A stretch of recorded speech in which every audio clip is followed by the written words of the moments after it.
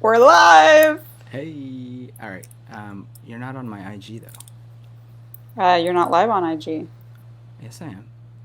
Well, let me get out of here and come back then. Hello, everybody. Hi, everybody. There you This is. are. Am I? Do you see me? Yep. Oh, okay. View.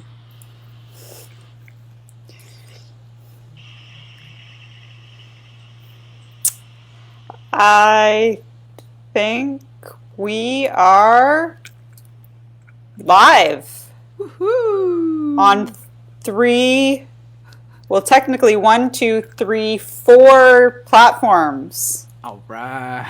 Wow. Do we do it?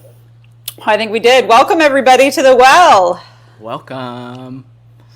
Uh, it's me. Here we are. We're here. We We're made it. here. Thanks We're for here, being here, everyone. everybody. All right. My name is Jomar. I'm Emily. What's Welcome going to the on? well. We're going to be hanging out for where our goal is 10, 11 minutes. And the well is essentially a place where we can provide wisdom bits that will help you sustain this crazy journey that we are in. And again, my name is Jomar. That's Emily. Emily hit us with the topic for today and why we've chosen it. Cool. So, welcome everybody to the well. Super excited to be here with you guys. And thanks for Jomar for inviting me to this initiative. And today's topic is self care. So, we are going to talk a little bit about what self care means as it occurs for us, the context in which we think it is most valuable. And then we're going to model what self-care is for each of us, how I self-care, how Jomar self-cares. So, you want to go first? Yeah. So, why self care? Why the topic self care? I think self care is such a buzzword these days. Oh, I'm cutting out. We're back. Self And you're care. back. Self care is such a buzzword these days because um, I think there's a deep um, realization in us that to be human is not just about production and consumption. Um, and that realization drives us to like explore what that means. And there's something in sort of our original design as humans that it's not just about what we can put out into the world, but there's this sort of like coming back to, a coming home to who we truly are. This And tending to. yeah. And so much of what I see out there is like sort of this energy to achieve self care. And I think, why it's an important topic for me is I want to put it in a different framework, which is it's not about achieving self care. It's about like exploring sort of this deep realization of this like inner rest um, of self care. So I that's what's love coming for that. me. Yeah. Yeah, it reminds me like of this concept that self-care isn't something that we do. It's actually a way that we be, right? I think like we assume self-care means like getting a massage or like putting a face mask on, and all of those things can be ways that we tend to ourselves that are caring for ourselves. And I want to just invite us all to like take it a deeper level, which is like self-care is actually like this way of being. It's how we nurture ourselves, how we tend to ourselves, how we're in relationship with ourselves. And when I think about self-care, I can't help but also think about grace, right? And really, what does it mean to invite grace into our lives? And one of the ways that it was put for me once was that grace is remembering the intention of your heart. So when you're frazzled or you're trying to, output and do, and maybe things aren't quite going the way that you want them to, a form of self-care is actually like loving yourself through the process. A form of self-care is actually about inviting grace in, which is checking into what is the intent of my heart around this scenario or situation or the thing that I'm trying to do, right? Yeah. So, I can't help but think about grace when I think about self-care.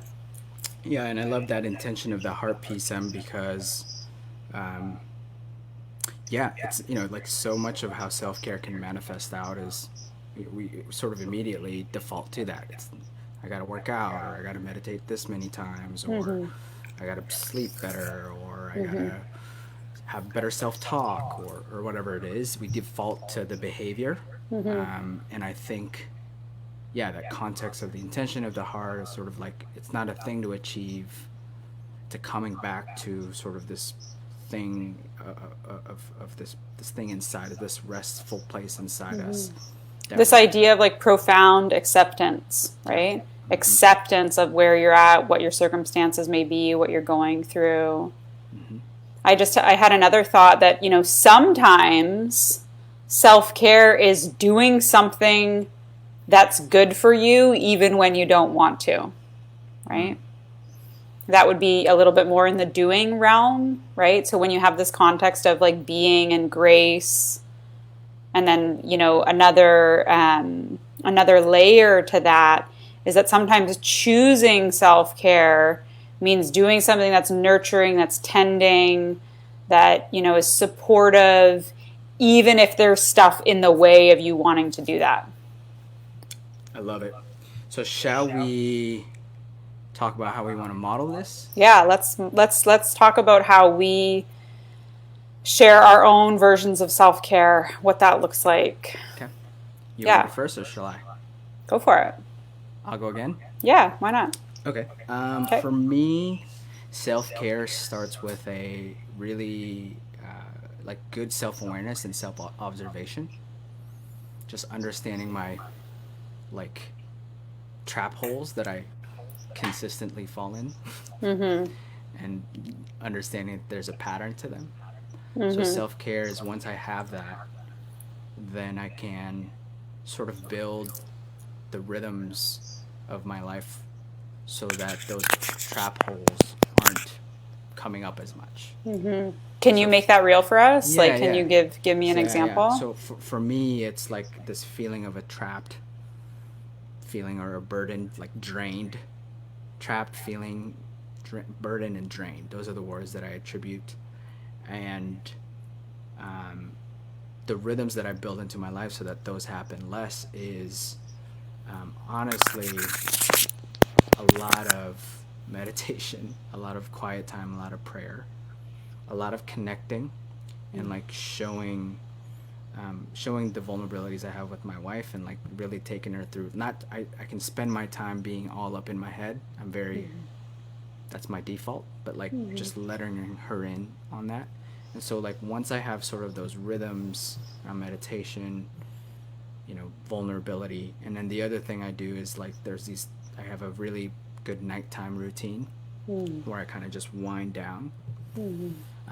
Those rhythms are important to me so that I can I have less of those traps, and I can just show up in a fuller way for myself, for my family, for my clients. I love that you have like this preemptive way of like, really endeavoring to fill your cup up before it's already depleted, right? As opposed to waiting for it to be depleted and then being like, oh, I should probably do something about this. Yeah. Cool. Exactly. Yeah. Great. So for me, how I am in self-care is by not abandoning myself.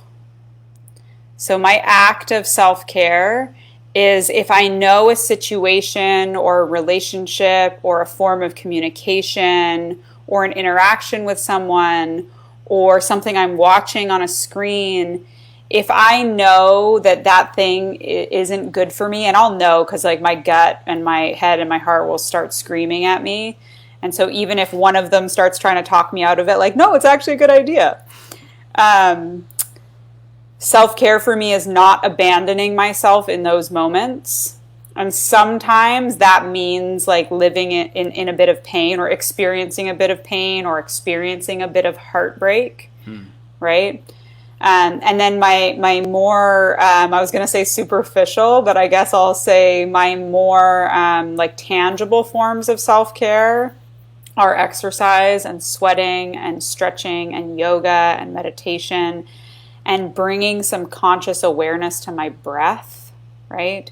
To just know when I'm holding my breath, to be present to where my nervous system is at, and loving all of that, accepting all of that, loving it up as best as I can. Yeah. I love that, Em. Thank you. Thanks for sharing. Yeah. Thank you. So, homework. Cool. If people want homework, just share with us, if you're watching this live now, or if you're going to watch it on replay later, just, comment replay and give us one thing that stood out, and give us one thing that stood out for you and how you might apply it to yourself this next week. Yeah, we'd love to know any insights that you got from watching this, or maybe a perspective around self-care that you previously hadn't had, or that you'd be wanting or willing to try on. And we'll be back next week, next Wednesday at 5:05 Pacific time, because we are coming to you for a series of 7 sessions of The Well. This is number 2. And next week's topics we're throwing around. We'd love your input. That's how we decided on self-care today, was from some feedback from after last week. So our short list of topics next week is resilience. What is it like to be resilient in your life? Communication, or parenthood. So if you have a vote for any one of those 3 things, we'd love to hear what it is. We'd love to prepare something for you guys, some wisdom bits around either communication, resilience, or parenthood. So let us know what you think, what your vote is, and we'll conjure up some more juicy wisdom bits from The Well for you next week. Boom, boom. Where can we find you, Emily? You can find me on social media platforms at emily.haruko on Instagram, Emily Haruko on Facebook. Feel free to add me if we aren't already friends, and you can check out my website too if that interests you at emilyharuko.com.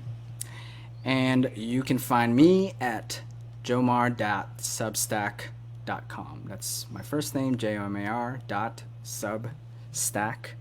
That's 2 words, .com. You can sign up for Jomar's juicy Sunday kind of love letter. Some juicy writings from our boy every Sunday. And we'll be back next week. If you guys are here watching live, or if you're watching on the replay, thank you for being here. We're so happy to have you. And we'll see you next week. See ya. Love ya. Peace. Bye. Bye. Ciao, everybody.